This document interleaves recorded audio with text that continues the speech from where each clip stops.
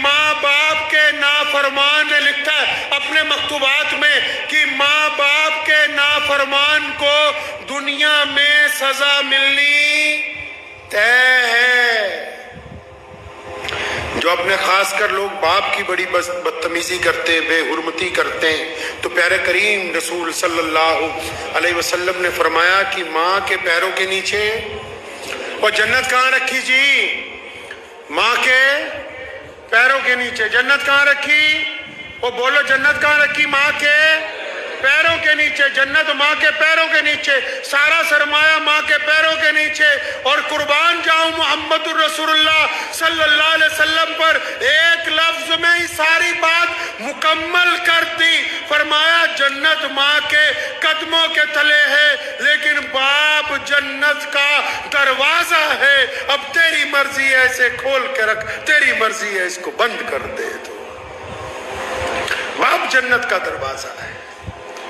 جن کو اللہ نے یہ نعمت دی ہے وہ اس کی قدر کریں گے۔ اگر ماں باپ کے لیے، چار لوگوں کے لیے کہا نا کہ ان کی دعا رد نہیں ہو سکتی، ان چاروں میں دوسرے نمبر پہ کون ہے؟ نبی علیہ السلام نے فرمایا کہ جب کوئی باپ اور جب کوئی ماں اپنی اولاد کے لیے ہاتھ اٹھاتا ہے، بھائی جب کوئی ماں باپ اپنی اولاد کے لیے ہاتھ اٹھاتے ہیں تو اللہ ان کو خالی نہیں لوٹاتے ان ہاتھوں کو۔ تو جن لوگوں نے ماں باپ کی ناقدری کی ہے وہ جتنا مرضی زور لگاتے رہے۔ بہت سارے لوگ نا کامیابی کا نسخہ پوچھنا چاہتے ہیں۔ اکثر لوگ ذکر کرتے ہیں کہ ہم نے بڑا آدمی بننا ہے، ہماری زندگی کا تجربہ تو بس اتنا ہی کہتا ہے۔ زندگی کا تجربہ یہ کہتا ہے آپ اپنے باپ کو بادشاہ بنا کے رکھیں، دنیا کی کوئی طاقت آپ کو شہزادہ بننے سے روک نہیں سکتی ہے۔ اگر باپ کو بادشاہ نہیں بنایا، اگر آپ کا رویہ آپ کے باپ کے ساتھ آپ کی طرف سے ملازمے والا نہیں، قرآن نے کہا یہ دونوں کندھے جھکا کے، ورنہ قرآن نے تو کہا، نبی علیہ السلام نے کہا طواف جب کرو تو ایسے کندھے اٹھا کے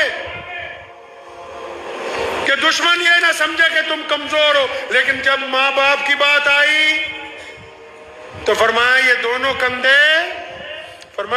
کندھے جھکا کے اپنے ماں باپ کے سامنے بڑی عاجزی کے ساتھ، بڑی انکساری کے ساتھ ان کے ساتھ پیش آؤ، کیونکہ یہ ایک ایسی دولت ہے جس دن آپ کے ہاتھ سے چلی جائے گی آپ یاد کرو گے آپ کو ملے گی نہیں، ڈھونڈو گے ہی نہیں، بستی بستی ملنے کے نہیں نایاب ہیں، تلاش کرتے پھرو گے۔ کچھ باتیں ایسی ہوتی ہیں جو ایک بیٹا صرف اپنے باپ سے کر سکتا ہے، دل کی تختی پہ لکھ کے لے جائیے۔ کچھ باتیں ایسی ہوتی ہیں جو ایک بیٹا صرف اپنے باپ سے کر سکتا ہے، جو ایک بیٹی صرف اپنی ماں سے کر سکتی ہے، اور یہ بیٹا اور بیٹی اس وقت تک شہزادے شہزادی ہیں جب تک ان کے ماں باپ حیات ہیں، اور اگر یہ نہیں ہوں گے، یہ تمہیں خام خیالی میں ڈالتے ہیں دنیا والے کہ ماں باپ کو اولڈ ہوم پہ ڈالو۔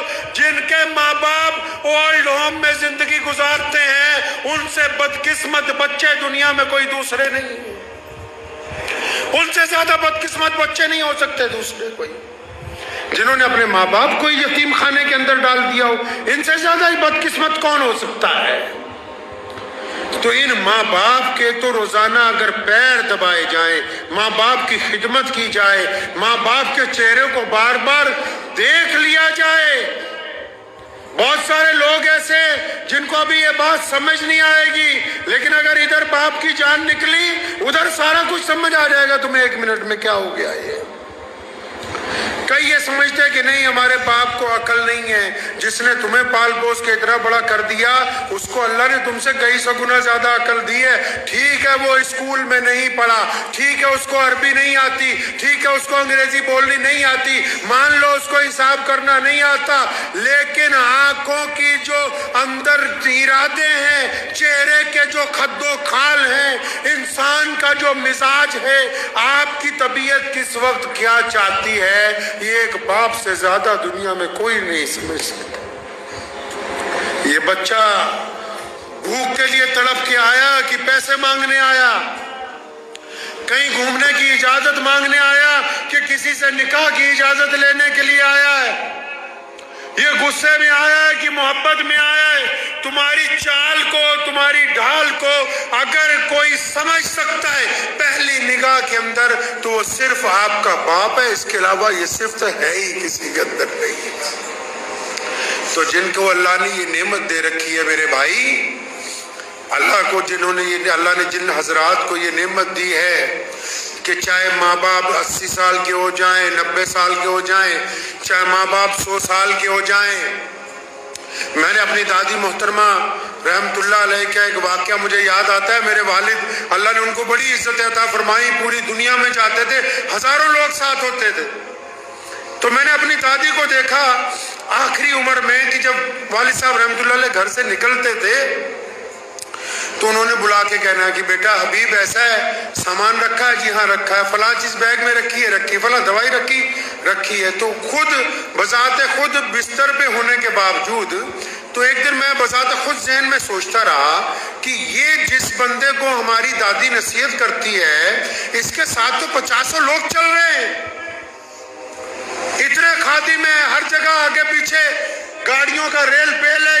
یہ پھر ذہن نے یہ کہا کہ آپ یہ نہ دیکھیں کہ یہ نصیحت ہے، یہ ایک بہت بوڑھی ماں کے دل میں اپنی اولاد کے لیے محبت کا جذبہ ہے جو ہمیشہ جوان رہتا ہے، بڈھا نہیں ہوتا ہے۔ جو ماں باپ کی محبت ہوتی ہے نا جی، میاں بیوی کی محبت اولاد کے بعد آتی، بھائیوں کی محبت کاروبار کے بٹوارے کے بعد آتی، یار دوستوں کی محبت تعلیم کے بعد آتی۔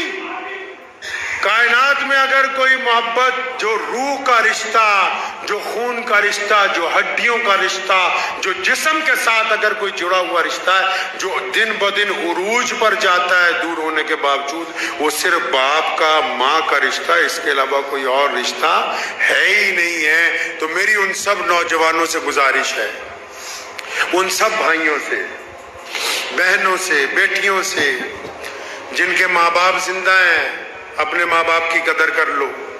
یہ نعمت دوبارہ بازار میں نہیں ملنی، یہ والی نعمت نہیں ملنی۔ باقی سب کچھ مل جائے گا، تمہیں یار مل جائیں گے، دوست مل جائے گا، اولاد اور آ جائے گی۔ کون سی نعمت نہیں ملنی بھائی؟